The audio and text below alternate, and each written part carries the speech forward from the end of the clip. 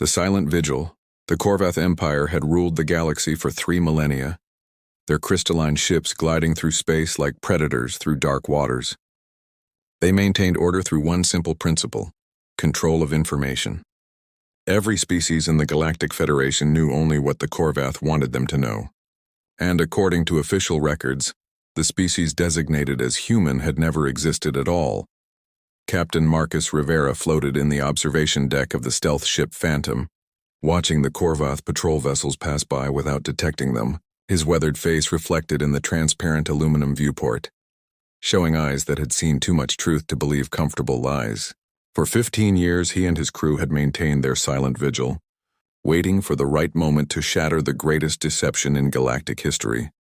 The year was 2387, though by Korvath calendars it was simply cycle 3247. Time meant different things when you were officially erased from existence. Marcus turned to his first officer, Lieutenant Sarah Chen, who was monitoring the quantum scanners with practiced efficiency. Her fingers danced across holographic displays that would have seemed like magic to their ancestors, but were simply Tuesday to the last free humans in the galaxy.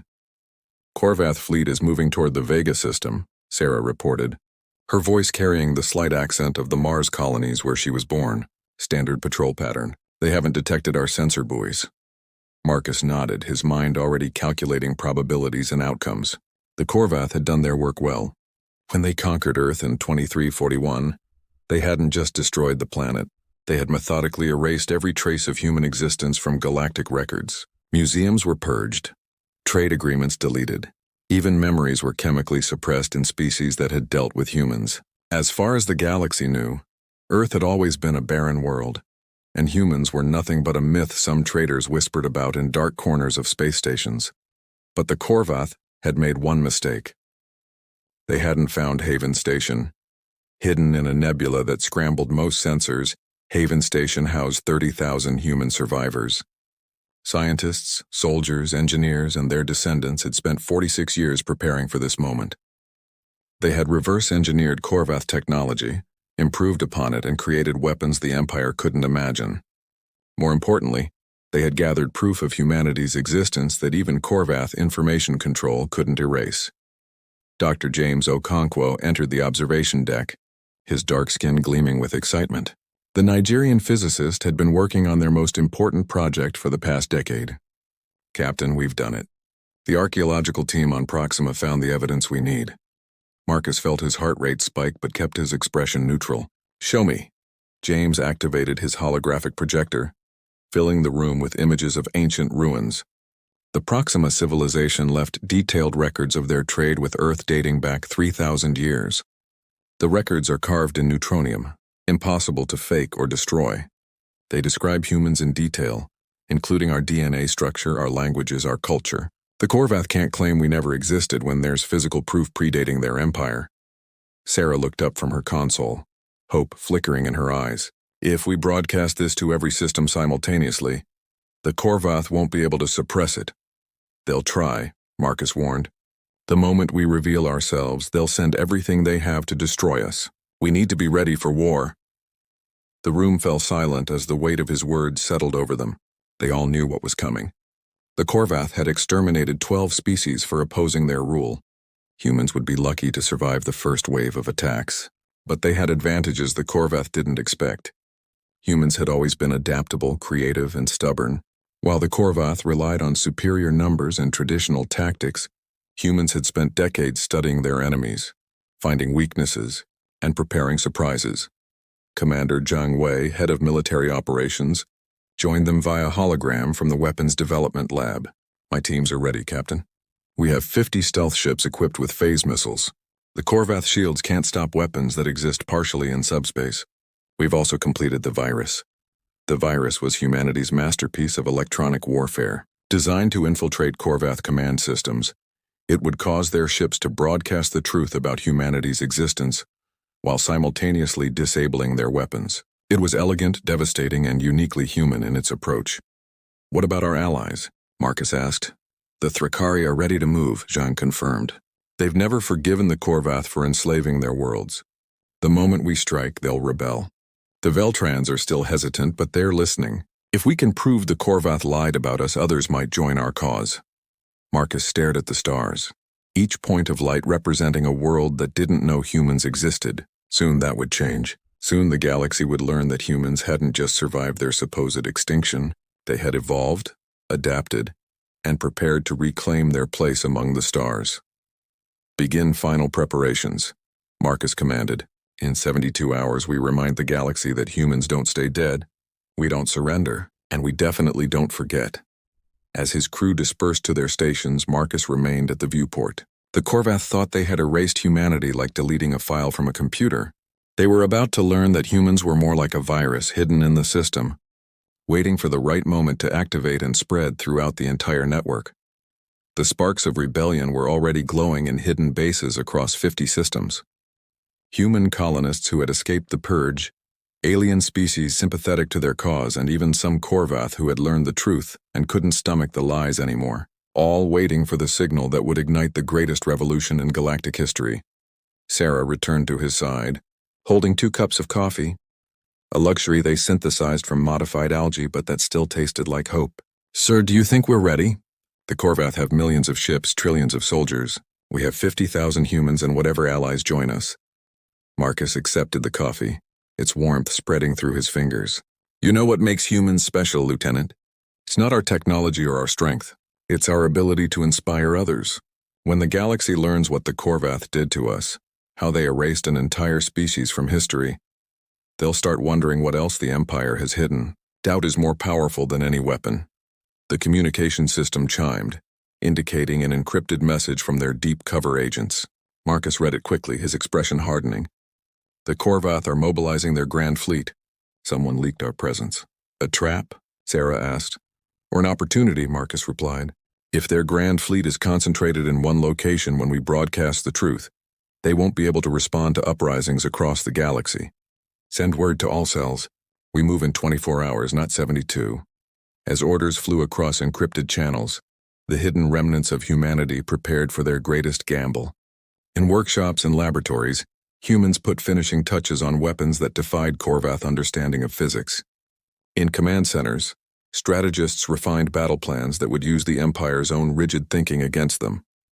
And in quiet homes aboard Haven Station, parents told their children stories of Earth, of blue skies and green forests, of a world they would fight to reclaim or avenge. The Korvath Empire had built their power on the foundation of lies, erasing inconvenient truths and rewriting history to suit their needs. They were about to discover that truth, like humanity itself, was impossible to destroy completely.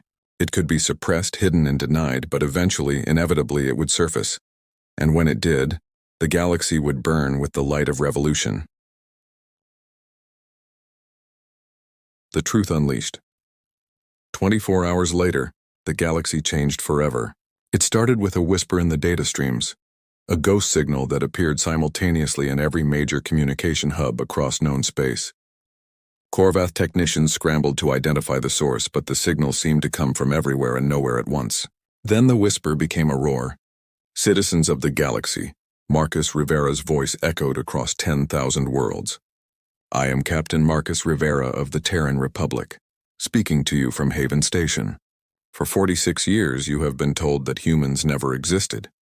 This is a lie." In the Korvath High Command, Supreme Overlord Zarkon's crystalline form pulsed with rage. His forearm slammed onto the command console as he watched helplessly, while his own communication systems broadcast images of Earth before its destruction, videos of human cities, documentation of trade agreements, and most damning of all, Korvath military records detailing the systematic extermination of 8 billion humans. "Shut it down," Zarkon roared at his technicians. "We can't, Overlord," his chief engineer replied, terror making his translucent skin flicker. "The signal has infected our entire network. It's using our own satellites to broadcast." The human virus had worked perfectly. Not only was it broadcasting the truth, but it was also downloading and transmitting classified Korvath documents, revealing centuries of deceptions, murdered species, and hidden atrocities. Every citizen in the galaxy was learning simultaneously that their rulers were genocidal tyrants. Above Haven Station, space itself seemed to tear apart as the Korvath Grand Fleet dropped out of hyperspace. 800 warships, each one capable of glassing a planet, formed an attack formation. It should have been overwhelming. It would have been against any conventional enemy, but humans had never been conventional. "All ships execute Phantom Protocol," Marcus commanded from the Phantom's bridge. 50 human vessels, invisible to Korvath sensors thanks to stolen and improved cloaking technology, fired simultaneously. Phase missiles existing partially in subspace passed through Korvath shields as if they weren't there. The weapons materialized inside the enemy ships before detonating, causing catastrophic damage from within. The first wave of the Grand Fleet simply ceased to exist, transformed into expanding clouds of crystalline debris. "Impossible!" Zarkon watched his tactical display in disbelief. A third of his Grand Fleet had been destroyed in seconds by an enemy that shouldn't exist using weapons that defied physics. But humanity's true weapon wasn't their technology. It was the revolution they had sparked. On the enslaved world of Thraka, millions of warriors who had been waiting for this moment rose up against their Korvath garrisons. The insectoid Thrakari had never forgotten their honor, and now, inspired by humanity's example, they reclaimed it with savage efficiency. Korvath administration centers burned as Thrakari warriors, armed with weapons smuggled in by human agents, overwhelmed their oppressors. The Veltrons, peaceful philosophers by nature, revealed they had been building hidden factories for decades, producing ships and weapons in preparation for this day. Their contribution to the rebellion wasn't military might, but something far more dangerous. They began broadcasting the true history of the galaxy, countering 3,000 years of Korvath propaganda with facts, evidence, and witness testimonies. On the fortress world of Korvath Prime, something unprecedented happened. Korvath citizens, learning about their government's crimes, began to protest. Not all Korvath supported the Empire's methods. Many had been kept ignorant of the true nature of their civilization. Now faced with undeniable evidence of genocide, they demanded answers. Back at Haven Station, the battle raged with an intensity that would be remembered for generations. The Korvath, recovering from their initial shock, pressed their attack with numerical superiority. For every human ship they had 10. Their plasma beams carved through space like burning swords, and their fighters swarmed like angry hornets. But humans had been outnumbered before. They had been outgunned before, and they had always found a way to survive. Lieutenant Sarah Chen commanded the stealth ship Ghost, leading a wolf pack of human vessels in hit-and-run attacks. They would appear, launch their phase missiles, and vanish before the Korvath could respond. It was guerrilla warfare adapted to three-dimensional space combat. "Chen, you've got 3 destroyers converging on your position," warned Commander Zhang from Haven Station's command center. "I see them," Sarah replied, her hands steady on the controls. "Executing the crazy Ivan." The human ships suddenly reversed course, flying directly toward the pursuing Korvath vessels, while launching a spread of conventional missiles. The Korvath, confident in their shields, didn't even try to evade, but the missiles weren't meant to damage them. They were filled with sensor-scrambling chaff and electromagnetic pulse generators. When they detonated, the Korvath ships were blinded and paralyzed for crucial seconds. Seconds were all the humans needed.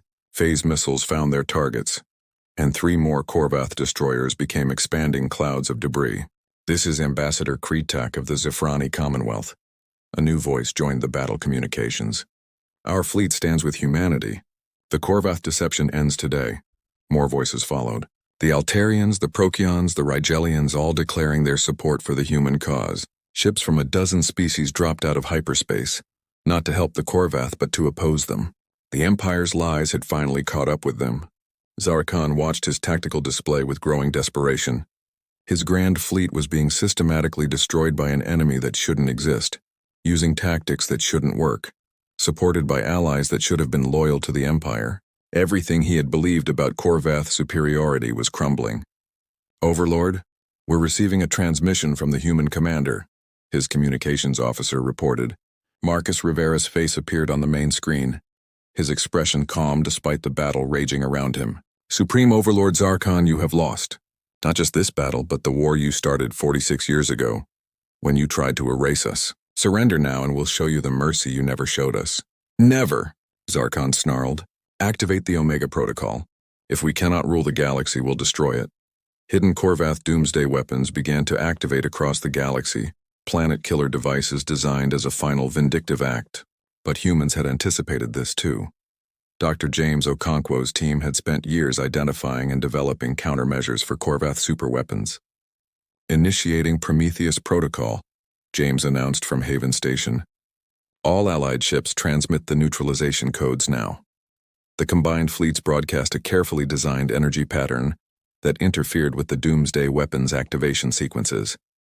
One by one, the planet killers shut down, their threat neutralized by human ingenuity and Allied cooperation. Zarkon's flagship shuddered as another phase missile found its mark. His bridge was in chaos, his fleet in ruins, his empire collapsing. The unthinkable had happened. The humans had won.